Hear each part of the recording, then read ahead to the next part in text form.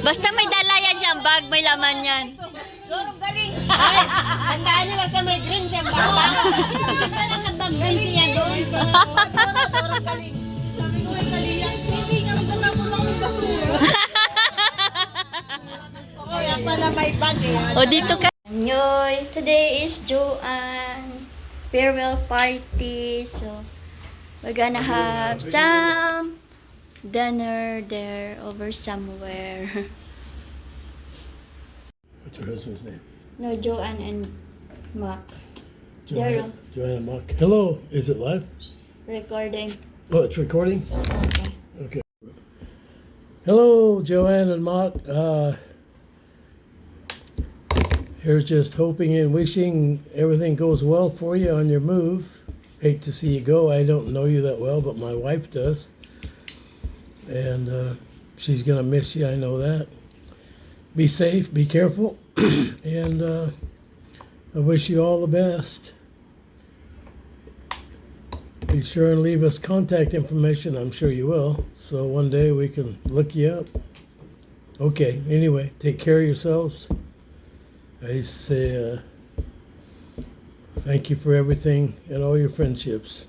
Bye. Okay. So, ayan, mayroon kaming farewell party para kay Joanne today. Kasi lilipat na sila ng bahay. So, ka-member namin sila sa Zumba Babes. At syempre, mamimiss namin siya. Then, kasi kulang na yung grupo namin dahil yung group namin ay nabuo dahil sa Zumba. And then, tinawag namin we love each other. So, this is how we gonna value our friendship. And it's we gonna miss her because Joanne is a nice lady, is a nice friend. We got a nice family, and then that's life. Everyone needs to start a new life. So we gonna miss you, Joanne, promise. Aking outfit, pupunta ako doon sa aming farewell dinner. So, ayan.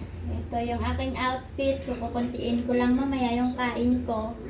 Ayan. So, ayan. So, medyo haggard ako kasi hindi ako nakakatulog. So, ayan. Ganyan.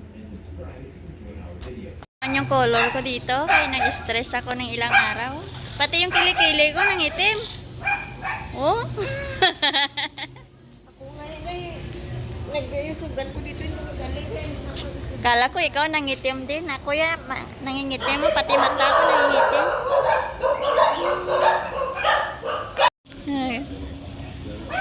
Tagal lang kasama namin.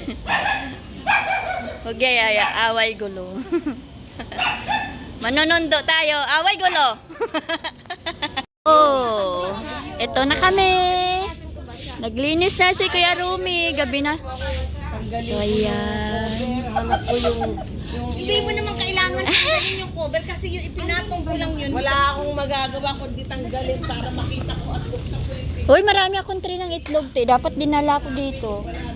alam mo, kanina naglinis ako ng bahay. Ito ba yung lamesa natin?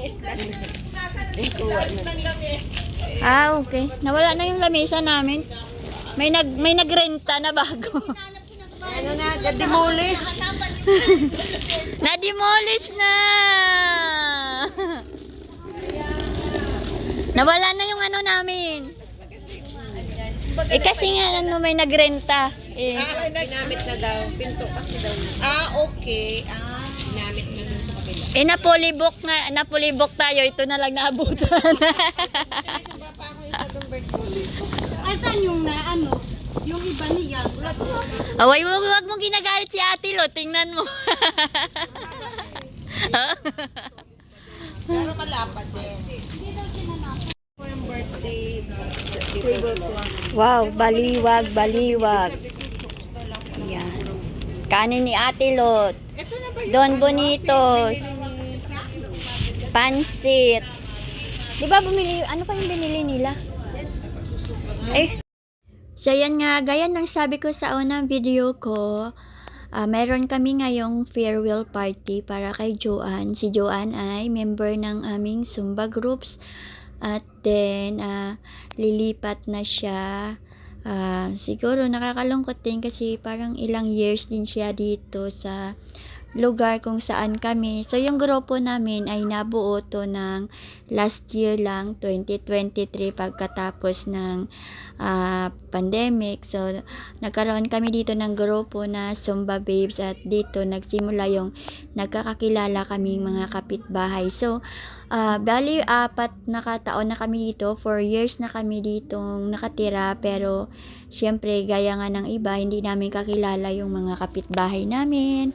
Tapos minsan nagkakabanggaan kami sa gate, tapos sa mga kalsada, hindi namin alam na dito lang din naman pala nakatira. So ang laki din talaga ng impact ng Zumba namin dahil kumbaga nagkaroon kami ng mga ganitong pagtitipon-tipon. So dahil nga magmo-move out si Joanne dito sa Verde Grande, lilipat siya ng lugar, nag-decide ang grupo na farewell party sa kanya. Siyempre si Joanne kasi mabait din talaga siya at dati doon kami sa tapat ng bahay nila nagsusumba. Siyempre kahit papano ang haba-haba din talaga ng pinagsamahan ng grupo. So yan si Joanne yung nakakulay pink, katabi ng nakakulay red, ayan. And then kausap niya dyan si Ate Charina. So ayan naman si Chat, and then lahat nga kami dito ay nandito na. Ang wala na lang dito si Maylin kasi dumating na si Ate Vivian yung naka-violet, and then ayan si Ate Lochi ang nakakulay black. Ito yung anak ni Joanne, yung lalaki na naka-pajama terno, and then sa tabi niyan, yan si Ate M, katabi ng bahay ko lang. So bawat talaga may birthday, Mother's Day, kahit minsan Sabado nights, nandito kami sa place ni Ate Lot sa labas kasi dito medyo may space, at saka dito nagsishare kami ng mga ideas namin, mga throwback picture, yung mga history namin, kung saan kami nanggagaling, mga success story, mga advices. So ditong lamesa na to, madami talaga ditong nabuong samahan, memories namin. So ayan, magi-start na kami ditong kumain dahil kompleto naman na kami. So si Maylin ay may trabaho pa siya at susunod na lang siya. So ayan, nagumpisa na kami ditong kumain at syempre mas maganda talaga kung kompleto, kaso lang syempre hindi pa siya dumating. So ayan yung sharing namin, bumili sila ng pansit, 2 baliwag, tapos soft drinks, tapos syempre mayroong pichi-pichi. So ayan, syempre kahit papaano, kahit medyo masaya kami dito, pero nalulungkot din kami dahil mababawasan na yung members namin sa Zumba namin, and then syempre mababawasan yung friendship namin kasi yung friendship namin kasi binuo kasi itong grupo na to na we love each other. So minsan kapag kunwari may pupuntahan yung ibang kasama namin, tapos may kailangan silang ihabilin, imi-message lang nila sa group, and then mababasa naming lahat. Tapos kung hindi available yung isa, sasabihin sa may oras. So ayan, malaki yung impact ng grupo namin sa amin, lalo na wala kami ditong mga kakilala, wala kami ditong mga kamag-anak, wala kaming relatives. So hindi kami connected sa isa't isa, pero dahil sa Zumba, naging connected kami sa isa-isa.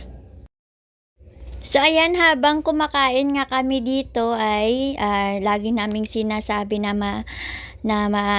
malamok. So ayan, nagsindi sila dyan ng tray ng itlog, pero syempre sobrang laki ng apoy at hindi siya na mamatay-matay kahit na gusto namang anuhin ni Ate Maggie patayin yung apoy, hindi talaga namamatay-matay. So ayan, at medyo umulan nga kanina kaya medyo malamok, and then syempre mabuti na lang bago na gabi tumigil yung ulan at napagbigyan ang aming farewell party kay Joanne. So, ayan si Joanne. At ayan na si Maylin. Dumating na si Maylin. At may dala na naman siyang bag. So, lagi namin yan sinasabi pag may dala si Maylin bag, alam na ang laman yan. So, lagi si Maylin may dalang baon. So, ayan. So, muntik na siya namin maubusan ng pagkain. Charing, sabi niya nga kumain naman na siya. Pero alam nyo ba, ang ganda ng samahan namin dito kasi lahat is open, tapos kung may mga discussion nilalatag sa mesa, so hindi lang about money matters lagi ang pinag-uusapan namin dito, family, relatives, tapos ayun, mga enjoyments, tapos ayan, mga advices, sabi ko nga sa inyo. So ayan, malapit na nitong umuwi si Joanne kasi medyo paggabi na. So, syempre, naghahag na siya dito sa amin bawat isa. Niloloko ko nga siya kung saan ba yung flight niya. Kasi nga, syempre, ayaw namin magsabi na goodbye sa kanya. Kasi, syempre, mamimiss namin siya. So, ayan, pinipilit niya talagang hindi malungkot. Pero, syempre, alam naman namin na malulungkot siya. Dahil, syempre, iba na naman yung lugar niya. Tsaka, mas malalim yung samahan namin dito sa Verde Grande. So, ayan, anong oras na nito? Alam nyo, natapos kami dito. Siguro mga alas 11:30. Magto 12 na kasi nga sa sobrang tawanan namin, hindi na namin napansin yung oras.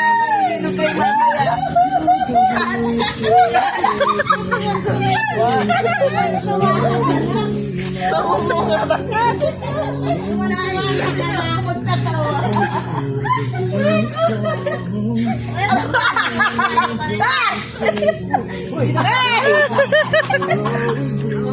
si Ate Biuli mo. Pinagawa ang mangga.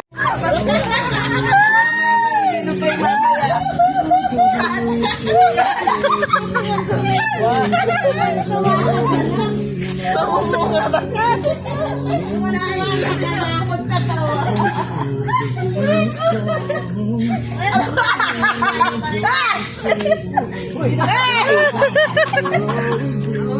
Ate Biuli mo. Pinagawa ang mangga.